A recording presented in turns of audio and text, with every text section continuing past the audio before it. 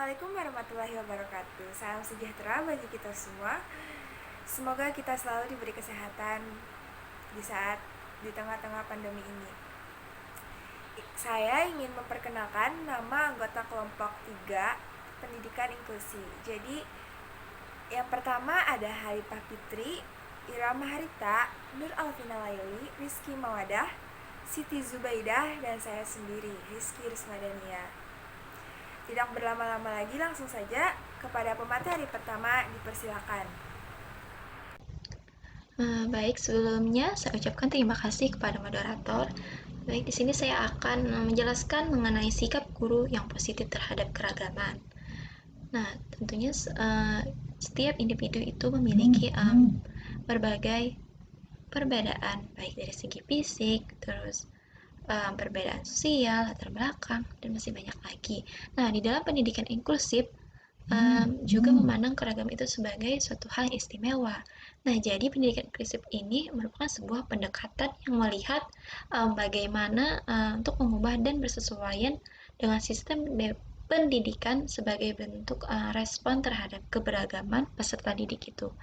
Nah, yang tentunya bertujuan untuk ciptakan kenyamanan interaksi antara guru dan siswa yang istimewa dalam berbagai hal perbedaan yang ada dalam diri siswa tersebut dan melihat keragam ini sebagai tantangan dan juga sebuah pembelajaran dalam lingkungan belajar.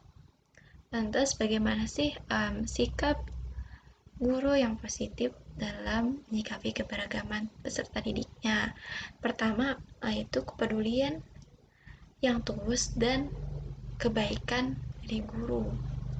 Yang kedua, kesediaan guru untuk berbagi tanggung jawab dan terlibat dalam kelas dan memiliki rasa kepekaan yang tulus terhadap keragaman peserta didik dan memiliki motivasi untuk memberikan pengalaman-pengalaman yang dijadikan sebagai pelajaran yang bermakna bagi peserta didiknya, dan juga bentuk antusias untuk merangsang segala kreativitas peserta didik.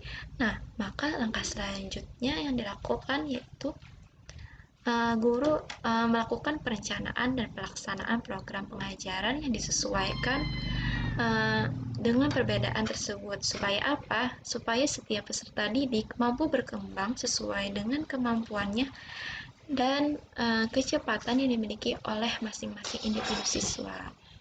Nah, untuk selanjutnya akan dijelaskan oleh pemateri kedua. Bismillahirrahmanirrahim. Baik, di sini saya akan melanjutkan materi yaitu mengenai pengembangan kompetensi akademik yang seimbang dengan kompetensi sosial. Nah, jadi bagaimana sih caranya untuk antara kompetensi akademik dan kompetensi sosial ini supaya berjalan seimbang? Sebelumnya saya jelaskan sedikit mengenai kompetensi sosial. Jadi kompetensi sosial yaitu kemampuan berperilaku yang baik untuk turut berpartisipasi dalam masyarakat di berbagai situasi sosial. Nah, inilah yang dinamakan sebagai kompetensi sosial. Pencapaian kompetensi sosial sendiri melalui suatu proses di mana individu memperoleh pengetahuan, keterampilan, dan di berbagai hal kemampuan yang memampukan individu tersebut untuk berpartisipasi secara efektif sebagai anggota masyarakat yang melibatkan berbagai elemen dan merupakan interaksi antara berbagai macam pengalaman dengan lingkungan interaksi individu.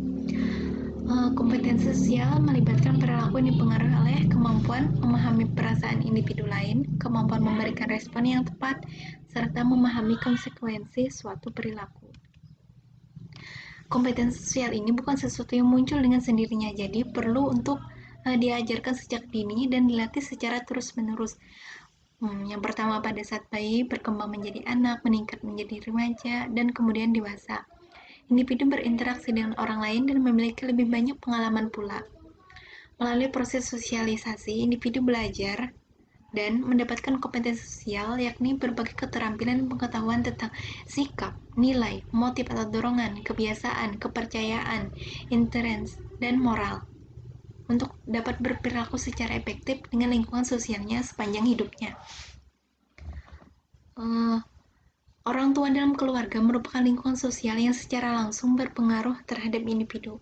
Meskipun tidak selalu dianggap yang menentukan dalam pembentukan kepribadian, keluarga merupakan institusi penting bagi anak.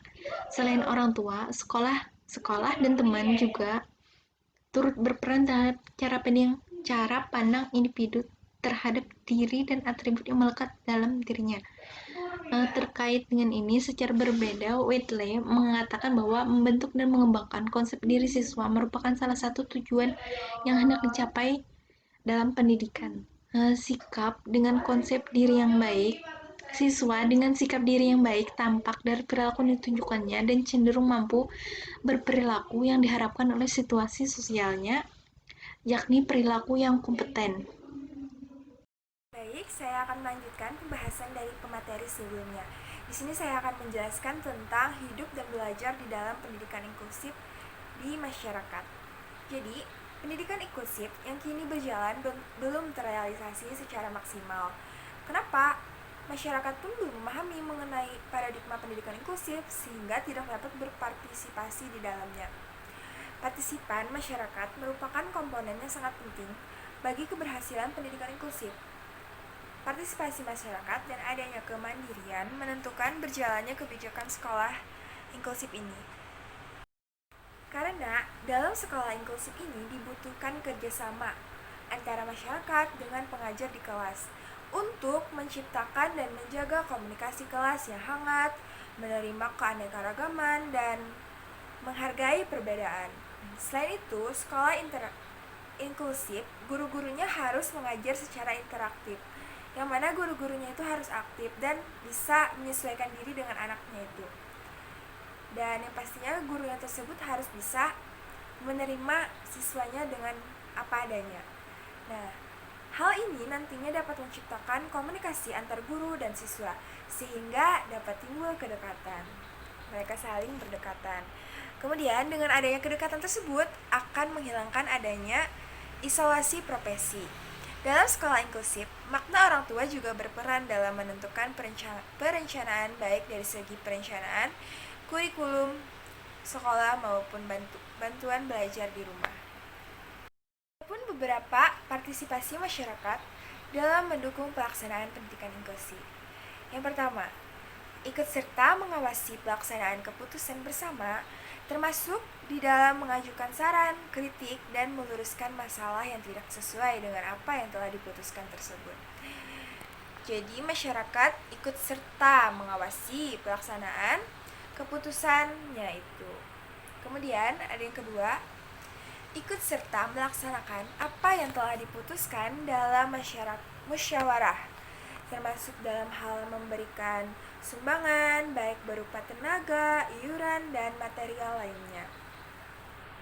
Kemudian ikut serta mengajukan usul atau pendapat mengenai usaha-usaha dalam pelaksanaan pendidikan inklusif yang dilakukan langsung maupun melalui lembaga-lembaga yang ada. Kemudian yang ketiga, dengan istilah lain, ikut serta bertanggung jawab terhadap berhasilnya pelaksanaan program yang telah ditentukan bersama. Yang kelima, ikut serta bermusyawarah dalam mengambil keputusan tentang penentuan program sekolah yang dianggap sesuai baik dengan untuk anak berkebutuhan khusus. Yang terakhir, ikut serta menikmati dan memelihara hasil-hasil dari kegiatan tersebut. Nah, jadi itu ada beberapa penjelasan terkait partisipasi masyarakat dalam mendukung pelaksanaan pendidikan inklusif. Saya kira itu saja penjelasan dari saya. Terima kasih banyak. Kemudian akan dilanjutkan oleh pemateri selanjutnya. Assalamualaikum warahmatullahi wabarakatuh. Di sini saya akan melanjutkan presentasi dari teman saya. Di sini saya akan menjelaskan tentang hubungan kemitraan antara sekolah dan keluarga. Kemitraan pendidikan itu adalah kerjasama antara satuan pendidikan, keluarga, dan masyarakat yang berlandaskan pada asas gotong royong, kesamaan pendudukan, saling percaya, saling menghormati, dan kesediaan untuk berkorban dalam membangun ekosistem pendidikan yang menumbuhkan karakter dan budaya prestasi peserta didik. Pada kemitraan ini, orang tua adalah peran yang penting dalam pendidikan anak. Keberhasilan seorang anak bergantung kepada keterlibatan keluarga dan orang tuanya.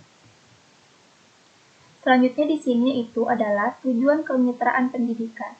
Program kemitraan ini bertujuan untuk menjalin kerjasama dan keselarasan program pendidikan di sekolah, keluarga, dan masyarakat sebagai trisentra atau pusat pendidikan dalam membangun ekosistem pendidikan yang kondusif untuk menumbuh kembangkan karakter dan budaya prestasi peserta didik. Di sini ada model jalinan kemitraan antara keluarga, satuan pendidikan, dan masyarakat. Dengan keluarga yang harmonis, peserta didik akan dapat percaya diri dalam melaksanakan pendidikan, satuan pendidikan yang aman, dan juga pendidikan yang layak dapat membuat seorang peserta didik semangat dalam mengejar cita-cita atau pendidikannya. Dan masyarakat yang aman dan sejahtera akan membuat lingkungan peserta didik tersebut lebih terasa bahagia dalam menjalankan pendidikannya. Di sini selanjutnya adalah prinsip kemitraan. Yang pertama adalah kesamaan hak, kesejajaran, dan saling menghargai. Dan yang kedua adalah semangat gotong royong dan kebersamaan. Yang ketiga, saling melengkapi dan memperkuat. Yang keempat, saling asah, saling asih, dan saling asuh. Dan yang terakhir adalah peran kemitraan. Pada peran kemitraan antara sekolah dan keluarga ini, ada dua. Yang pertama adalah peran sekolah dan yang kedua adalah peran keluarga. Yang pertama, peran sekolah adalah melakukan analisis kebutuhan. Yang kedua, menyusun program tahunan pendidikan keluarga. Yang ketiga, melakukan pertemuan dengan orang tua atau wali peserta didik. Yang keempat, lakukan supervisi dan evaluasi. Dan yang kedua yaitu adalah peran keluarga. Peran keluarga yang pertama adalah menciptakan lingkungan belajar di rumah yang menyenangkan dan mendorong berkembangnya kemandirian anak.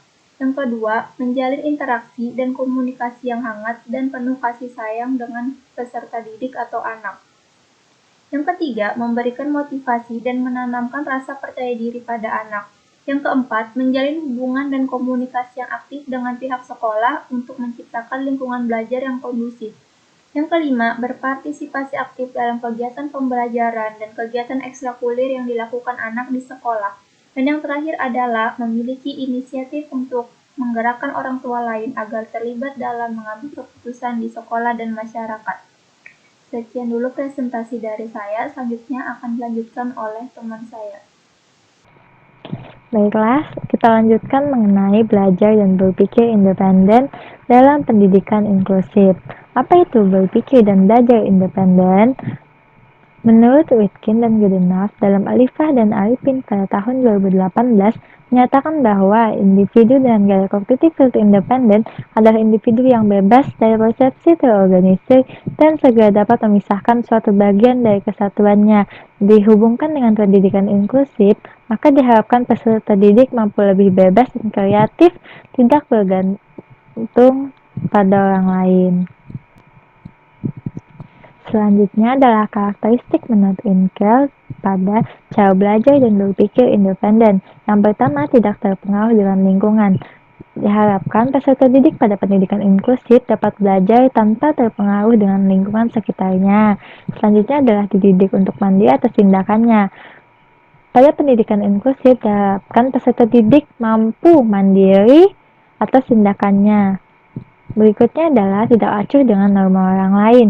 Peserta didik diharapkan tetap memiliki norma dan kurangnya mementingkan sosialitas, kemudian eksperimen dan tanggap dalam bidangnya. Jadi peserta didik pada pendidikan inklusif diharapkan ketika ia memiliki kemampuan tersendiri, ia akan diasah untuk lebih menggali dan bereksperimen tentang kemampuannya. Kemudian menghargai humanitas dan sosial. Peserta didik diharapkan dapat bersosialisasi lebih baik dan lebih banyak berteman dengan teman sekitarnya, menjalin hubungan sosial. Selanjutnya adalah cenderung belajar secara individual. Peserta didik memiliki caranya tersendiri dan diharapkan mampu belajar untuk secara individual dan tidak terlalu bergantung dengan orang lain. Yang terakhir adalah tidak memerlukan petunjuk terperinci. Peserta didik diharapkan mampu mengambil garis besar secara umum dan tidak memerlukan petunjuk secara terperinci untuk melakukan sesuatu.